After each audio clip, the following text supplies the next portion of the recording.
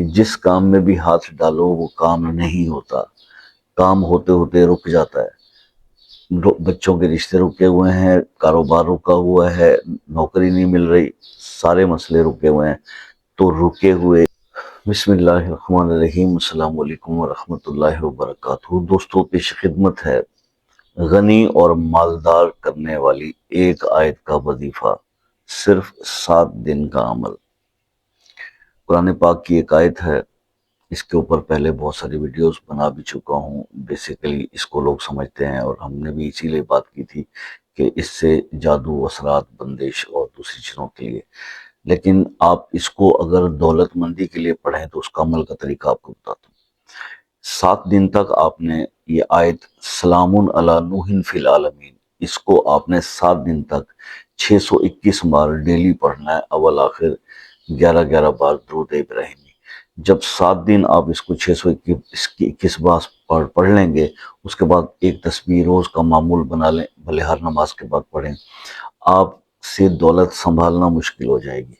اتنا رزق، اتنا جو ہے وہ مال و دولت اللہ تعالیٰ کرتے ہیں، کیونکہ ہر رکاوٹ اس سے پڑھنے سے ہٹ جاتی ہے، ہر بندش، کیونکہ زیادہ تر یہی مسائل ہوتے ہیں کہ انسان بیچارہ محنت کر رہا ہوتا ہے، لیکن حالت یہ ہوتی ہے کہ جس کام میں بھی ہاتھ ڈالو وہ کام نہیں ہوتا، کام ہوتے ہوتے رک جاتا ہے۔ بچوں کے رشتے رکے ہوئے ہیں، کاروبار رکا ہوا ہے، نوکری نہیں مل رہی، سارے مسئلے رکے ہوئے ہیں۔ تو رکے ہوئے ان تمام مسئلوں کو، تمام رکے ہوئے کاموں کو چلانے کے لیے آپ کو یہ عمل جو ہے ایک بار کر لیں زندگی میں، انشاءاللہ ساری زندگی سکھ ملے گا۔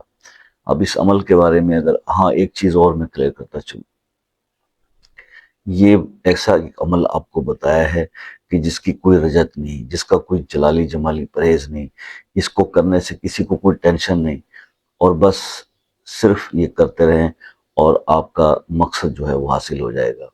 تو یہ بہت پیارا عمل ہے، اس کو ضرور کیجیے گا۔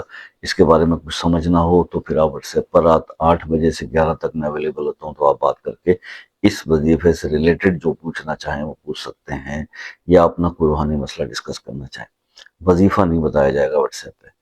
دوسری بات، اگر آپ کسی مسئلے میں الجھے ہوئے ہیں، کسی پرابلم میں، اور وہ حل ہو نہیں پا رہا بہت سارے وظائف کر کے بھی، وہ اپنا مسئلہ اپنے نام کے ساتھ کمنٹس میں لکھ دیں، انشاءاللہ اس کو خصوصی دعاؤں میں شامل کریں گے۔ اللہ تعالیٰ نے دعاؤں میں بڑی طاقت رکھی ہے۔ بعض اوقات کسی بندے کی دعا اللہ پاک جو بے لوث دعا ہوتی ہے وہ دوسرے کے حق میں، دوسرے مسلمان بھائی کے حق میں اللہ قبول فرماتے ہیں۔ تو اس کے لیے پھر یہی ریکویسٹ ہے، کیونکہ ہم آپ سے بھی یہی کہتے ہیں کہ آپ اپنے مسئلے میں بتائیے، ہم آپ کے لیے دعا کریں اور آپ ہمارے لیے دعا کریں۔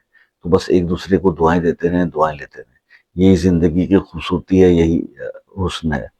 تو بہرحال جناب، آپ کا بہت شکریہ کہ آپ سنتے ہیں اور فیور کرتے ہیں، سپورٹ کرتے ہیں۔